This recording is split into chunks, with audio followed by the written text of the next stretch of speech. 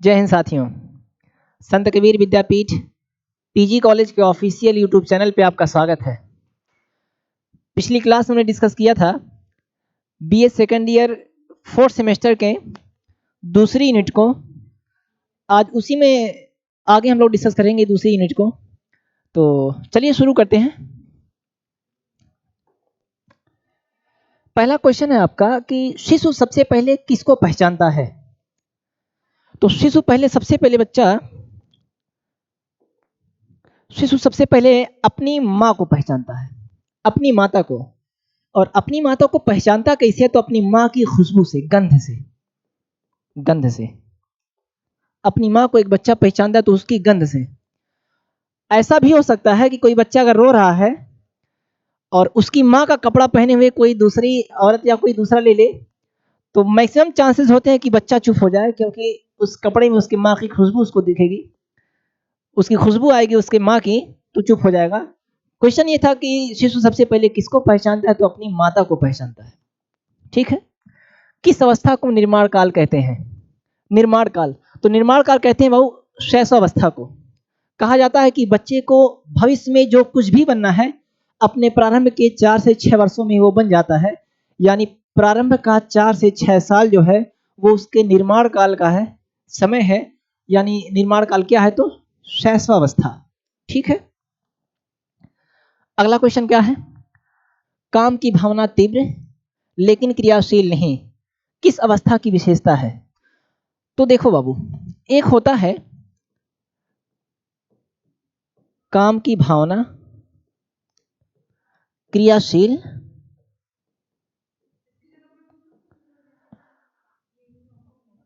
की भावना तीव्र लेकिन क्रियाशील नहीं, तीव्र लेकिन क्रियाशील नहीं। दूसरा आता है काम की भावना ना ही तीव्र और ना ही क्रियाशील,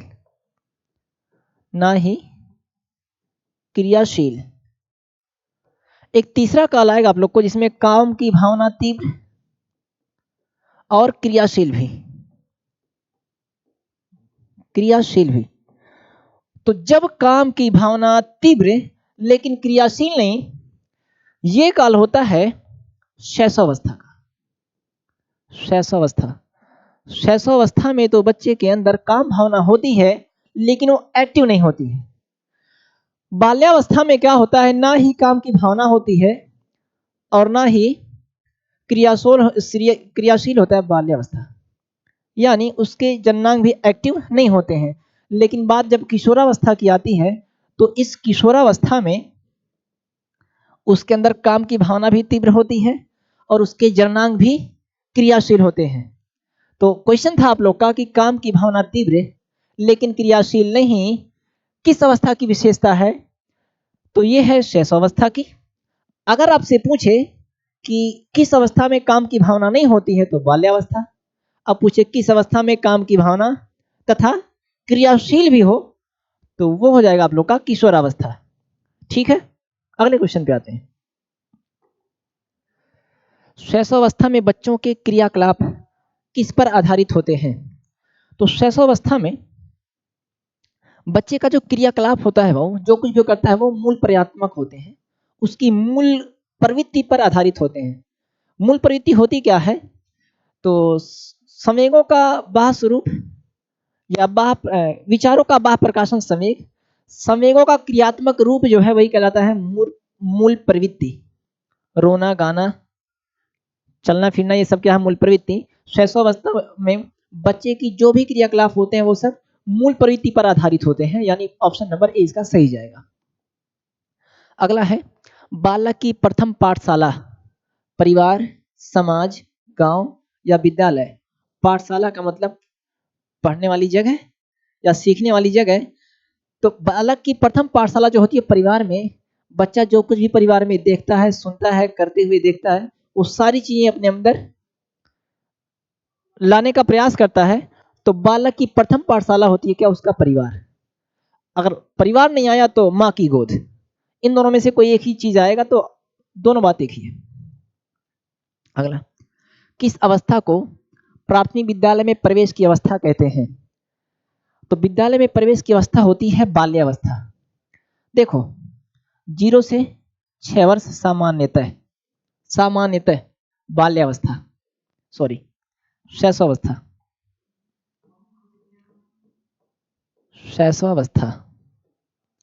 और आप लोग को हमने बताया है कि शैशवावस्था का इंग्लिश होता है इन्फेंसी।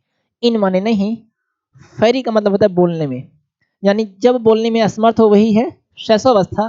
तो अगर परिभाषा से देखें तो 0 से 3 वर्ष तक की जो उम्र होती है, इसमें बच्चा शाब्दिक रूप से जो भी बोलता है वो 0 से 3 वर्ष की अवस्था जो होती है उसे कहते हैं इन्फेंसी, या बोलने में असमर्थ की अवस्था। तो इसके बाद का काल हम लोग क्या कहेंगे? इसी को कहते हैं शैशवावस्था। और फिर 3 से 6 वर्ष की जो अवस्था होती है इसे कह दिया जाता है पूर्व बाल्यावस्था, यानी बाल्यावस्था नहीं आई है, उसके पहले की जो अवस्था है पूर्व बाल्यावस्था। तो अगर सीटेट में पूछता तो सीटेट में ये वाला डाटा आता है, और यूपी टेट में इसी से काम चल जाता है। ठीक है ना सर? क्या हुआ रिकॉर्डिंग?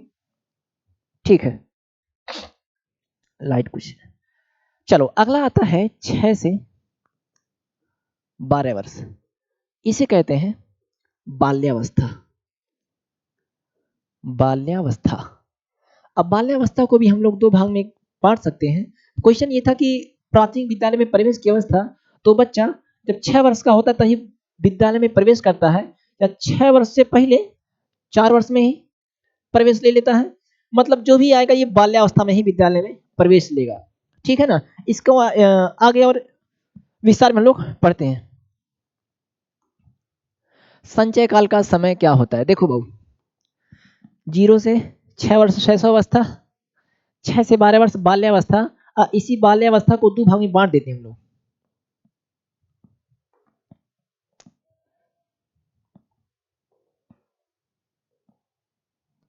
बाल्यावस्था को 2 भाग में, पहला होता है संचय काल, दूसरा होता है परिपाक काल। तो संचय काल 6 से 9 वर्ष ये होता है संचय काल, और 9 से 12 वर्ष जो होता है ये होता है परिपाक काल। संचय काल किसे कहते हैं? शॉर्ट्स में शायद आप लोग ने देखा होगा। संचय काल क्यों कहते हैं? संचय का मतलब होता है इकट्ठा करना। तो 6 से 9 वर्ष की अवस्था में बच्चा तमाम चीजें इकट्ठा करता है, गोली, चिप्पी, पत्थर इकट्ठा करेगा, पत्ती, माचिस का जो ऊपर नीचे वाला होता था 2 फलक, उसी को फाड़ फाड़ के इकट्ठा करके तमाम पता नहीं कहाँ से गांव में इकट्ठा हो जाता था, और उसी में हम लोग का 1-2 महीना गुजर जाता था। गोली में 1-2 महीना निकाल देते थे हम लोग, ठीक है ना? लट्टू खेल के निकाल देते थे। तो ये सब संचय काल बाल्यावस्था। परिपाक काल बाल्यावस्था में ही के ही अंतर्गत आता है, लेकिन ये तब होता है जब बच्चा किशोरावस्था के करीब हो, यानी वो परिपक्वता की ओर बढ़ रहा है। तो जब परिपाक का मतलब होता है कि पकने के लिए तैयार, तो जब बच्चा परिपक्वता की ओर बढ़ रहा होता है तो उस काल को कहते हैं परिपाक काल। तो परिपाक काल 9 से 12। अगर परिपक्वता का काल पूछे, परिपक्व परिपाक 2 चीजें हैं, 9 से 12 वर्ष, और ये है आपका 12 से 18 वर्ष। ठीक है ना? क्वेश्चन क्या था? प्राथमिक विद्यालय में प्रवेश की अवस्था तो बाल्यावस्था। अच्छा, ये अगले क्वेश्चन का ये एक्सप्लेनेशन यहाँ रहा। संचय काल का समय क्या होता है? तो संचय काल 6 से 9 वर्ष संचय काल, 9 से 12 वर्ष किस में जाएगा? तो ये परिपाक काल में जाएगा। शायद क्वेश्चन आगे हो। बच्चों के सामाजिक विकास में विशेष महत्व है खेल का, बाल साहित्य का, दिनचर्या का, संचार माध्यम का। तो बच्चों के सामाजिक विकास में विशेष महत्व की अगर बात करें तो खेल का। बच्चा खेल खेल में ही लोगों से कैसे बात करना है, गुस्सा होना है तो कैसे गुस्सा जाहिर करना है, खुश होना है तो किस तरह ठाके मार के एक दूसरे के साथ शेयर करके खुशी जाहिर करनी है, ये सब चीजों में जो उसका विकास होता है तो उसमें विशेष महत्व होता है खेल का। बाल साहित्य से शिक्षा दी जाती है। बाल साहित्य। अगला है दिनचर्या। दिन भर में क्या करे वो दिनचर्या है। संचार माध्यम, संग्रह की प्रवृत्ति पाई जाती है। संग्रह का मतलब होता है वही इकट्ठा करने वाली बात। तो किस अवस्था में पाई जाती है? तो बाल्यावस्था में। ठीक है। मिथ्या परिपक्वता का काल कहा जाता है। मिथ्या परिपक्वता, देखो परिपक्वता किशोरावस्था, मिथ्या परिपक्वता। मिथ्या परिपक्वता का मतलब परिपक्व नहीं है लेकिन उसको लग रहा है कि हम परिपक्व हो गए हैं, हम सब संभाल लेंगे, हम सब कर लेंगे, तो मिथ्या परिपक्वता का काल। किशोरावस्था को ही कहते हैं मिथ्या परिपक्वता का काल, यानी ऑप्शन नंबर सी। ठीक है ना। अगला, निरुद्देश्य भ्रमण की प्रवृत्ति पाई जाती है। तो निरुद्देश्य भ्रमण की जो प्रवृत्ति पाई जाती है वो बाल्यावस्था में पाई जाती है। आप लोग देखे होंगे, आप लोग के गांव मोहल्ला में जो भी लड़का बाल्यावस्था में है वो फालतू इधर घूम रहा है, कब डंडा लेके कुत्ता मार रहे हैं सब इकट्ठे जुट के। हम लोग का भी जमाना था, अगर हम लोग के साथ में मोहल्ला में किसी लड़का को अगर कुत्ता दौड़ा लिया, खास करके इस समय में जब कुतिया बच्चा देती है, पिल्ला कुतर कुतर करने में अगर कुत्ता दौड़ा लिया, एक बार भौंक दिया, तो फिर पूरा टोली का टोली 1 हफ्ता 15 दिन तक डंडा लेके घूमते थे। कुत्ता कहाँ मिलेगा मारना है।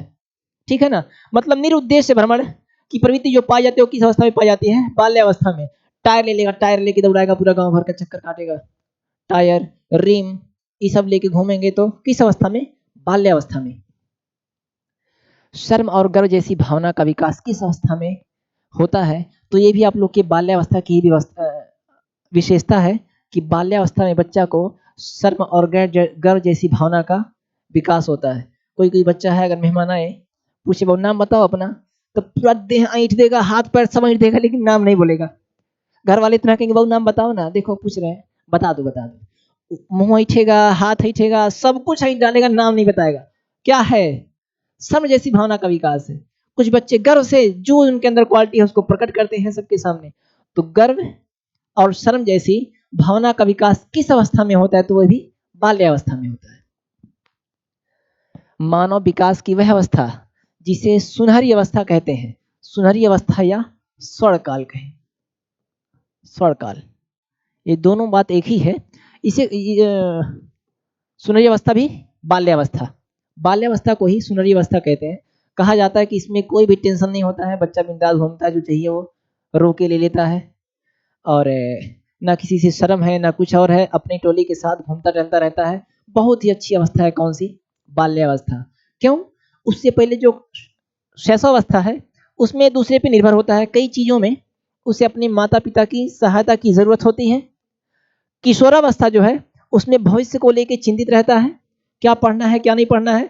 लेकिन बीचों में जो बाल्यावस्था है, खेलने की आयु, इसे ही कहते हैं स्वर्णकाल, जीवन का स्वर्णकाल या सुनहरी अवस्था, तो बाल्यावस्था। इतना बढ़िया लय बना था।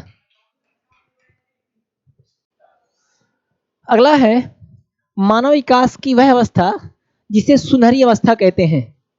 तो सुनहरी अवस्था कहे, ओहो,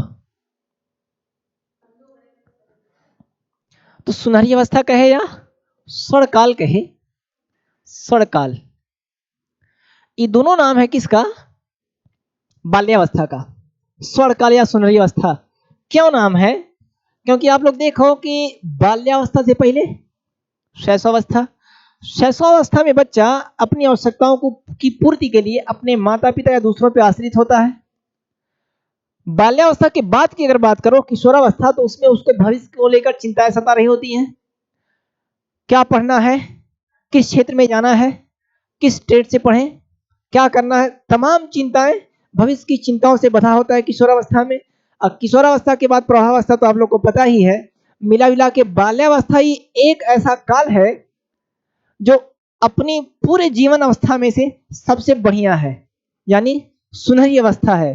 तो सुनहरी अवस्था या स्वर्णकाल किसे कहते हैं? तो बाल्यावस्था को। अगला, माँ बाप के साय से बाहर निकल अपने साथी बालकों की संगत को पसंद करना संबंधित है। तो माँ बाप के साय से बाहर निकल अपने साथी बालकों की संगत को पसंद करना संबंधित है। ये है आप लोग का किशोरावस्था। किशोरावस्था में तो बाहर निकलता ही है। पूर्व बाल्यावस्था या उत्तर बाल्यावस्था। उत्तर बाल्यावस्था में बच्चा सोचता है कि हमारे ऊपर माँ बाप इतना बंधन बना के ना रखें, कहीं जाना हो तो हमको पूछना ना पड़े, अम्मा जाए बाबूजी जाएं, नहीं हमारा मन कर रहा है, हमारे दोस्त लोग हैं तो जाएं, ठीक है ना। तो अपने साथी बालकों के साथ, तो देखो जो शैशवावस्था है आप लोग को शायद बता भी चुके होंगे, शैशवावस्था इसे कहते हैं खिलौने की आयु, खिलौने की आयु। बाल्यावस्था जो है ये है खेलने की आयु, खेलने की आयु, खेलने की आयु। तो खेलने के लिए किसके साथ खेलेगा, खिलौना। खिलौने की आयु का मतलब सीधा सीधा शैशवावस्था, बच्चा खिलौना के साथ उसी में दाएं बाएं करेगा, खेलेगा। लेकिन बाल्यावस्था में क्या करता है, खेलने की आयु है तो बच्चों के साथ खेलेगा, अपनी टोली बना के, टोली अवस्था किसे कहते हैं, बाल्यावस्था, टोली के साथ खेलेगा। इसमें जो आकर्षण होता है वो समलिंगी आकर्षण होता है, समलिंगी आकर्षण होता है, समलिंगी आकर्षण। अब बाल्य शैशवावस्था में आप लोग को पता है कि दो ग्रंथियां होती हैं, एक होती है ऑडिपस और दूसरी होती है इलेक्ट्रा। इलेक्ट्रा, ऑडिपस किसमें पाया जाता है, तो ये ऑडिपस जो पाई जाती है ये बालकों में या हाँ बच्चे का पिता से पिता विरोधी अब मातृभक्ति। इलेक्ट्रा किसमें पाई जाती है, तो लड़कियों में, लड़कियों में। लड़की है तो ये पितृभक्ति होगी, अब मातृ विरोधी होगी। कहीं ना कहीं यहाँ भी विषमलिंगी आकर्षण पाया गया। लेकिन बाल्यावस्था में समलिंगी आकर्षण, लड़का है तो लड़का के साथ ही सोचेगा खेलें, लड़की है तो सोचेगी लड़की के ही साथ खेलें। लेकिन इसके बाद जो किशोरावस्था आती है, किशोरावस्था, तो इस किशोरावस्था में विषम लिंगी आकर्षण पाया जाता है, विषम लिंगी आकर्षण पाया जाता है, ठीक है ना। आते हैं अगले क्वेश्चन पे। किशोरावस्था की विशेषता है सामाजिक विकास। जी हाँ बिल्कुल, किशोरावस्था में सामाजिक विकास होता है, गहन सामाजिक विकास होता है। तीव्र धार्मिक विकास, ये भी किसमें होता है, किशोरावस्था में तीव्र धार्मिक विकास होता है, बच्चा धार्मिक हो जाता है, थोड़ा बहुत नहीं, बहुत अधिक धार्मिक हो जाता है किशोरावस्था में। तीव्र और अकेले खेलने की प्रवृत्ति नहीं, वो ये शैशवावस्था में पाई जाती है, अकेले खेलने की अवस्था। सीखने की तीव्रता, यह भी बहुत शैशवावस्था में पाई जाती है, बाल्य किशोरावस्था की विशेषता नहीं है। कल्पना शक्ति की विकास, कल्पना शक्ति तो तीव्र होती है किसमें, किशोरावस्था में। आप लोग भी सोचे होंगे अपनी किशोरावस्था में कि काश हम जाएं, कोई ऐसा हीरोपन वाला काम कर दें कि सबकी निगाहें हमारे ऊपर आ जाएं, है ना। सोचते होंगे कि आप लोग के भी दिमाग में शायद चला हो कि यहाँ कोई ऐसा डाकू को गिरवा जाए, हम अकेले सबको मार के गिरा दें, हमारा भाव बन जाए। मतलब कल्पना शक्ति का विकास या कल्पना शक्ति तीव्र जो होती है वो किस अवस्था में, तो किशोरावस्था में। तो पहला भी किशोरावस्था की विशेषता, दूसरा को भी, पांचवा भी किस ऑप्शन में दिख रहा है, पहला दूसरा पांचवा, ऑप्शन नंबर डी। किशोरावस्था में शिक्षा का स्वरूप क्या होना चाहिए, खेल पर आधारित, खेल खेल में तो सिखाना जाना चाहिए बाल्यावस्था में। जीविकोपार्जन के उद्देश्य की पूर्ति के लिए शिक्षा, बिल्कुल। भाषा और गणित की शिक्षा, ये भी जब शिक्षा प्रारंभ होगी बाल्यावस्था में, उत्तर बाल्यावस्था में, तो उसमें आप लोग की शिक्षा प्रारंभ हो जाएगी, भाषा और गणित की शिक्षा, खेल पर आधारित शिक्षा। लेकिन किशोरावस्था में जो जरूरत है वो जीविकोपार्जन के उद्देश्य की पूर्ति के लिए शिक्षा दी जानी चाहिए। एडोलसेंस किसकी रचना है, एडोलसेंस, एडोलसेंस रचना है बहुत हॉल की, हॉल की रचना है एडोलसेंस। जेपी गिलफोर्ड, इनका नाम आप लोग को मिलेगा जब आप लोग बुद्धि चैप्टर पढ़ोगे, इंटेलिजेंस। इसमें इन्होंने एक सिद्धांत दिया, बुद्धि का त्रिआयामी सिद्धांत, त्रिआयामी सिद्धांत। इन्होंने बुद्धि के 3 आयाम बताए, विषय वस्तु, संक्रिया, उत्पाद, उसमें प्रत्येक में क्या कारक रहे हैं, कितने उत्पाद होते हैं, सबकी चर्चा जब इंटेलिजेंस पढ़ेंगे तब करेंगे। स्किनर महोदय, स्किनर का आप लोग को पता ही होगा, इन्होंने क्रिया प्रसूत अनुबंधन सिद्धांत दिया है, शायद अगली यूनिट में उसकी चर्चा होनी है। और इनकी पुस्तक के भी नाम अगले में देखेंगे। एक पुस्तक आती है schedule of reinforcement, schedule of reinforcement, reinforcement, the behaviour of organism, ये भी इन्हीं की पुस्तक है, स्किनर महोदय की। थॉर्नडाइक, एनिमल इंटेलिजेंस इनकी पुस्तक है। तो आते हैं अगले पे, इसका आंसर जाएगा वो कौन सा, एडोलसेंस किसकी रचना है, तो हॉल की, हॉल। किशोरावस्था में शिक्षा होना चाहिए, किशोरावस्था में। अभी को हम लोग देखें किस पे, जीविकोपार्जन पे। इस वाले ऑप्शन में से देखते हैं क्या है। शैक्षिक पर्यटन और जीवन दर्शन की शिक्षा बिल्कुल किशोरावस्था में होना चाहिए। शैक्षिक पर्यटन हो, शिक्षा से संबंधित टूर कराया जाए, और जीवन दर्शन की शिक्षा। भाषा विकास भी किशोरावस्था में होना चाहिए, कि कौन सी भाषा का प्रयोग करना है, कहाँ करना है, कैसे करना है। यौन शिक्षा सबसे ज्यादा अगर जरूरत किसी की है तो यौन शिक्षा की, ये भी कराना नहीं चाहिए, ये भी, यानी इसका आंसर तो जाएगा डी। यौन शिक्षा है क्या, तो यौन शिक्षा मानव के यौन संबंधी अंगों का ज्ञान, यौन संबंधी अंगों का ज्ञान, अच्छा, प्रजनन संबंधी ज्ञान, उसके अतिरिक्त जो आप लोग जानते होंगे गर्भ निरोध, गर्भ निरोध, तमाम चीजें इसके अंतर्गत आती हैं यौन शिक्षा के अंतर्गत, ठीक है ना। गुड टच, बैड टच, खैर पहले इसकी शुरुआत हो जाती है, लेकिन यौन शिक्षा विशेष रूप से पढ़ाया जाना चाहिए किसमें, किशोरावस्था में। जो कि हमारे भारत में परंपरागत रूप से ऐसा कोई सिस्टम ही नहीं है, ऐसी कोई संस्कृति नहीं है जिसमें इसकी चर्चा हो। ऐसा माना जाता है कि शादी के बाद व्यक्ति के अंदर अपने आप उतना समझ हो जाएगी। वर्तमान में ये यौन शिक्षा की बात काफी चर्चा में थी, तो इसके अंतर्गत ये सब चीजें आती हैं कि विकास कब होगा, अंगों में परिपक्वता कब आती है, किस उम्र में आती है। तो इन सब का ज्ञान यौन शिक्षा किशोरावस्था में होना चाहिए। अगला, स्टैनली हॉल की परिभाषाओं में, परिभाषा में कौन सम्मिलित नहीं है। तो स्टैनली हॉल का एक कथन आता है बाबू, किशोरावस्था को लेके इन्होंने कहा कि किशोरावस्था, किशोरावस्था संघर्ष, तनाव तथा तूफान की अवस्था है। आज कुछ तूफानी करते हैं। इन्होंने कहा कि किशोरावस्था संघर्ष, तनाव तथा तूफान की अवस्था है। कौन सम्मिलित नहीं है परिभाषा में, तो देखो पहला समस्या, क्या इनकी परिभाषा में समस्या का नाम आया, नहीं। संघर्ष नाम आया, तनाव नाम आया, तूफान नाम आया, तो कौन सम्मिलित नहीं है, नहीं है, तो समस्या शब्द जो है ये सम्मिलित नहीं है। आंसर जाएगा पहला। किस अवस्था में आत्महत्या की प्रकृति पाई जाती है, तो किस अवस्था में, किशोरावस्था में आत्महत्या की प्रकृति पाई जाती है। बच्चा कम नंबर हो गया, या पहले से डर है कि हम फेल हो जाएंगे, तो आत्महत्या का विचार आ जाता है, ठीक है ना। इसको तो आप लोग व्यवहारिक रूप से अपने आसपास देखते होंगे। प्रज्ञा के दांत कितने होते हैं, प्रज्ञ का मतलब होता है अकल, अकल, या इसको बुद्धि के दांत भी कहते हैं।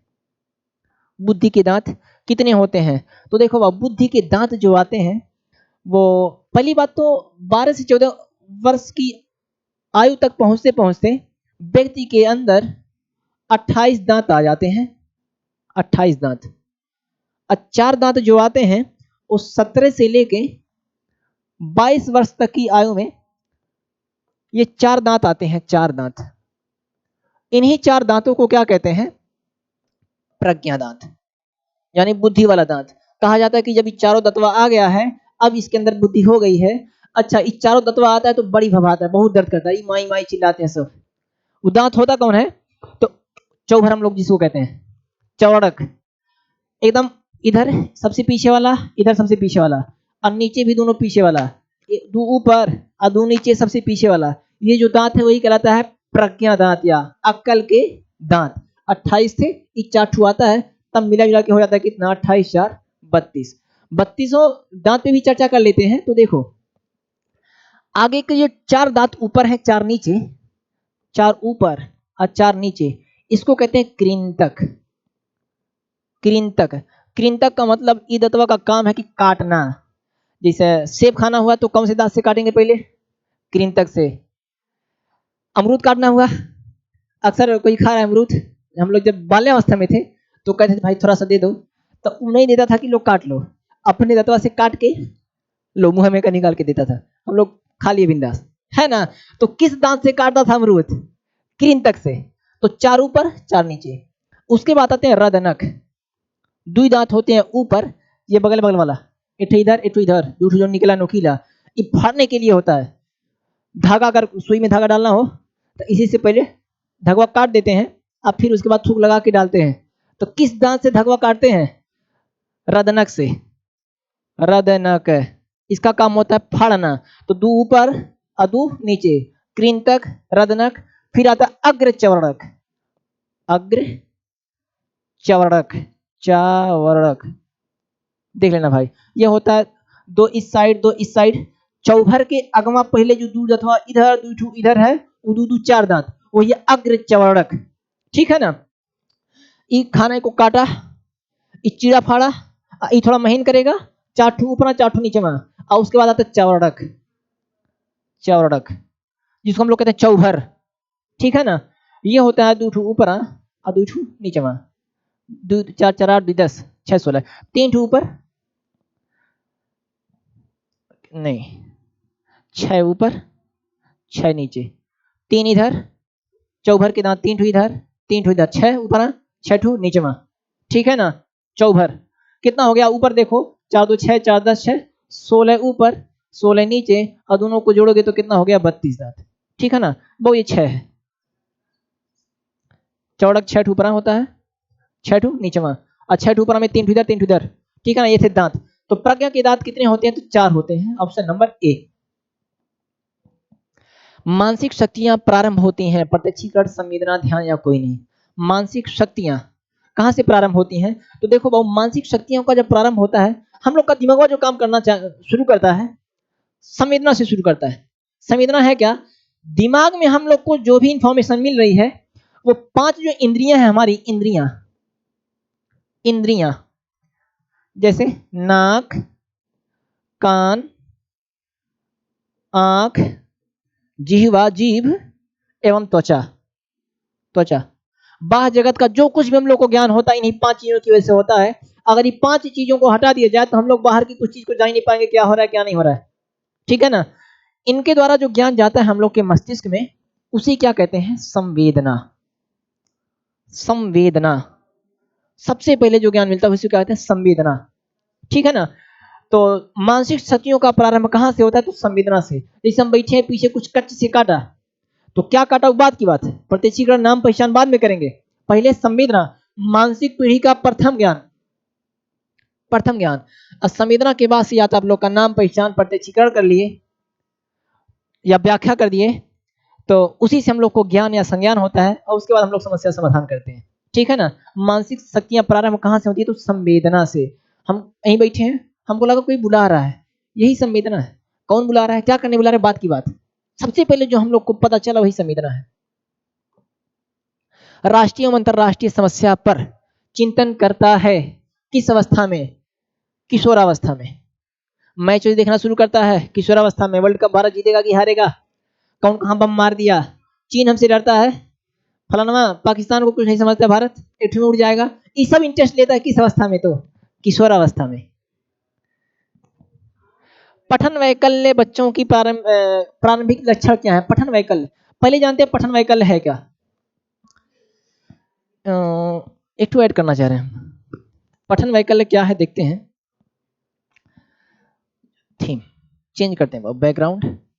हाँ, तो देखो पठन वैकल्य होता क्या है? वैकल्य देखो, अधिगम क्षमता, सीखने में जो दिक्कतें या दुश्वारी होती हैं, अधिगम क्षमता क्या होता है? तो मुख्यतः 4 ही होता है। एक होता है डिसलेक्सिया, डिसलेक्सिया, डिसलेक्सिया। दूसरा आता है dysgraphia, dysgraphia, dyscalculia, dyscalculia.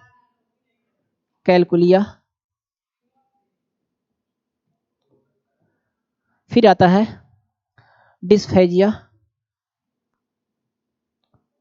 Dysphagia. एक आता है डिस्प्रैक्सिया,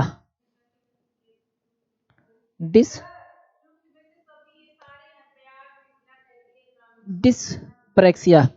देखो सॉरी, डिसलेक्सिया क्या है? डिस माने होता है नहीं, है ना, या विकार, या डिस माने नहीं, लेक्सिया मतलब बोलने में।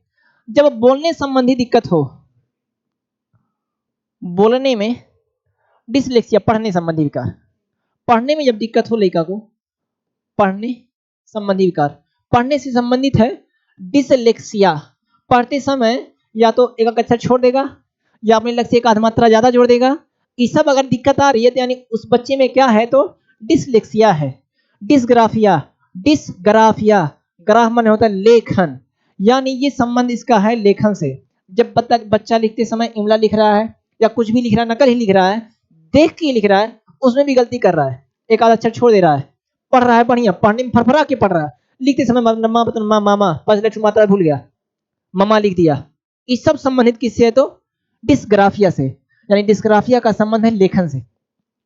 डिसकैलकुलिया, कैलकुलेशन जोड़ना घटाना, यानी इसका संबंध गणना से है या गणित से है,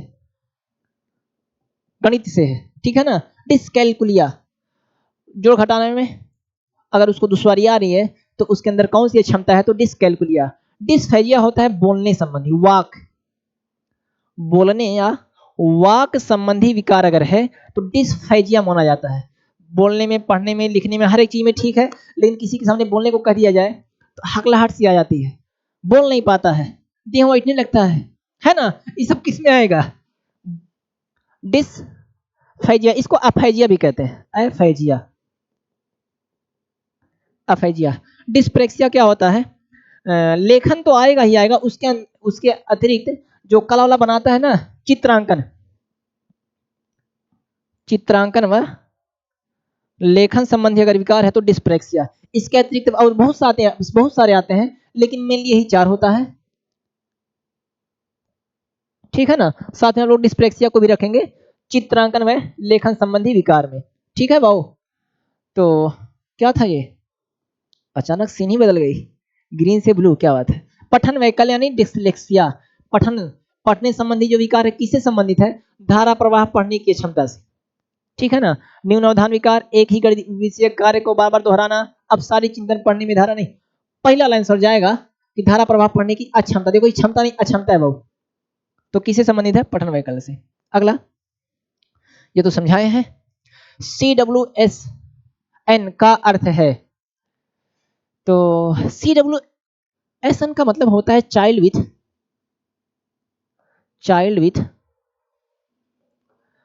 स्पेशल नीड, स्पेशल, फरफरा के नहीं चल रहा है भाई, special need, child with special need, CWSN लेके CWSN बन गया, यानी चाइल्ड विथ स्पेशल नीड। ऐसे बच्चे जो सामान्य ना होके उनको हम कुछ ना कुछ विशिष्ट आवश्यकता के साथ वो लोग होते हैं, तो विशिष्ट आवश्यकता वाले बालक कहते हैं, यानी इसका अर्थ होगा क्या, विशिष्ट आवश्यकता वाले बालक।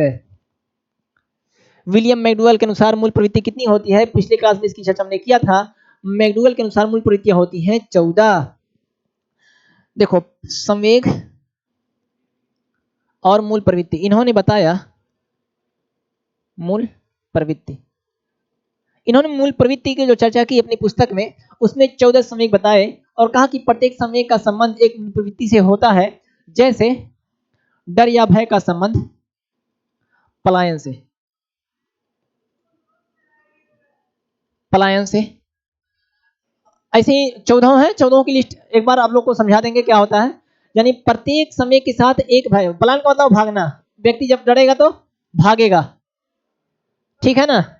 एकांकी, जब एकांकीपन महसूस करता है, एकांकीपन ये भी एक तरह का संवेग है, तो उसको क्या होना चाहिए, सामूहिकता, सामूहिकता, ठीक है ना। काम भावना का जब संवेग आएगा तो कामुकता। ऐसी 14 बताए, आगे जाते जाते आराम से आगे, बाद में उसके 1905 के बाद से ही विभिन्न तरह के संवेग खोज होने शुरू हो गए। 10 साल के अंदर ही थी 14,000 संवेग बता दिए गए कि ये भी संवेग है, ये भी संवेग है, ये भी संवेग है। लेकिन इन्होंने इतना बढ़िया एक्सप्लेन किया था अपने इस संवेग और मूल प्रवृत्ति की थ्योरी को, कि आज भी इनको स्वीकार किया जाता है कि जो 14 मूल प्रवृत्तियां हैं उनके साथ जो संवेग जुड़े होते हैं, इस बात को। तो इन्होंने मूल प्रवृत्ति कितना दिया, होती है 14। अगर मूल प्रवृत्ति के अलावा पूछ ले समय कितने होते हैं तो भी कितना होता है 14।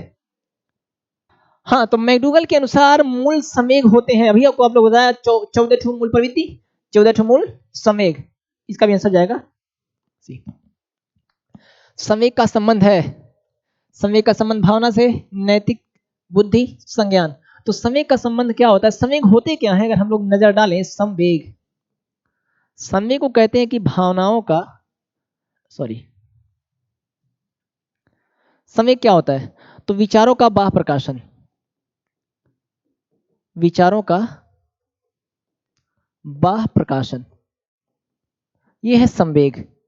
पहला ऑप्शन अगर हम लोग देखें, भावना क्या है, भावना, भावना है विचारों का आंतरिक स्वरूप, विचारों का आंतरिक स्वरूप। ये सब भाई टर्म्स हैं, साइकोलॉजी या एजुकेशनल साइकोलॉजी के सब टर्म हैं, संवेग, मूल प्रवृत्ति, भावना। तो देखो, विचारों का आंतरिक स्वरूप क्या है, भावना, विचारों का बाह्य प्रकाशन क्या है, संवेग। जैसे हमारे अंदर कोई विचार हैं, हम किसी को बहुत मान रहे हैं, हमारे विचार हैं अंदर छिपे हुए हैं, कोई ऐसी बात बोला, उनको गलत बोल दिया जो हमारे विचार के खिलाफ थे, तो हमने क्या कहा कि आप हमारी भावना को ठेस पहुंचाए हैं। अब भावना को ठेस नहीं पहुंचाए हैं, हमारे विचारों का जो आंतरिक स्वरूप था उसको ठेस लगी है, विचार आहत हुए हैं, विचारों का आंतरिक स्वरूप ही भावना है, तो हम कहते हैं आपने हमारी भावना को ठेस पहुंचाया है। भावनाओं का बाह्य प्रकाशन कह ले या विचारों का बाह्य प्रकाशन कह ले, वही क्या है, संवेग है। जैसे हमारे अंदर हंसी की भावना है, कोई बात नहीं, खुशी है तो बहरा मुस्कुराए थोड़ा सा, संवेग है। खखा के हंस दिए तो मूल प्रवृत्ति है। संवेगों का क्रियात्मक रूप, इसी का क्रियात्मक रूप क्या है, मूल प्रवृत्ति है, ठीक है ना। तो भावना, समय का संबंध किससे है, तो भावना से, वो भावना से, क्योंकि संवेग है क्या, भावना का बाह्य प्रकाशन संवेग है, ठीक है।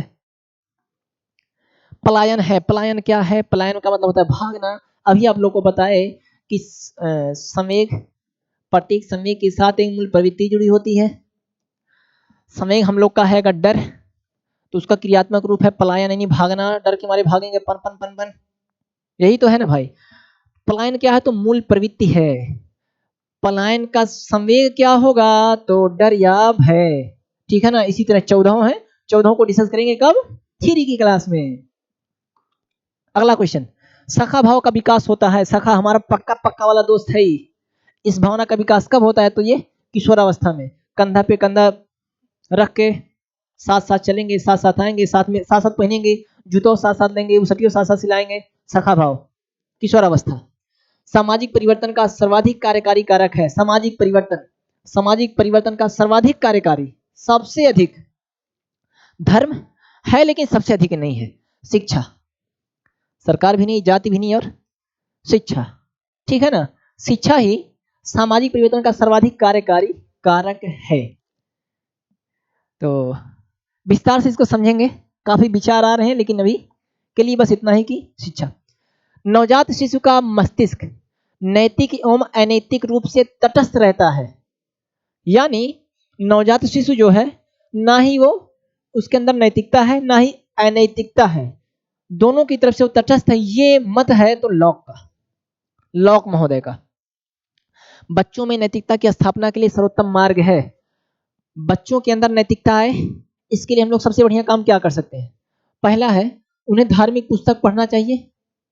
नैतिकता तो आती है, लेकिन सर्वोत्तम मार्ग कह रहा है, तो सर्वोत्तम सबसे उत्तम मार्ग हो, ये मार्ग थोड़ा कठिन है, वो पुस्तक लेके बैठे तब ना पढ़ेगा। शिक्षक का आदर्श रूप में व्यवहार करना, उनका मूल शिक्षा पर मूल्यांकन करना, उन्हें प्रातःकालीन सभा में उपदेश देना, ये भी गलत है। शिक्षा का आदर्श रूप व्यवहार करना ही नैतिकता की स्थापना का सर्वोत्तम रूप है, क्योंकि बच्चे वही करते हैं जो देखते हैं। अब विद्यालय में अगर बच्चा है तो मैक्सिमम टाइम अपना वो विद्यालय में दे रहा है। अब विद्यालय में कौन है, उनका हुआ मास्टर है, तो मास्टर का आदर्श व्यवहार ही बच्चा सीखेगा, देख के उन्हीं को फॉलो करेगा। सामाजिक परिवर्तन का सर्वाधिक कार्यकारी कारक है, पीछे शायद हुआ है, तो कौन सा कार्यकारी कारक है, तो शिक्षा। सबसे अधिक गहन और जटिल समाजीकरण होता है। सबसे अधिक गहन समाजीकरण चर्चा किए हैं, किसमें होता है? किशोरावस्था में, पूर्व बाल्यावस्था के दौरान, व्यक्ति के पूरे जीवन में, किशोरावस्था के दौरान। ठीक है ना? जटिल समाजीकरण सबसे अधिक, सबसे गहरा, मन ने गहनता से समाज को जानेगा कि क्या चल रहा है, क्या करना है, क्या नहीं करना है, तो किशोरावस्था में।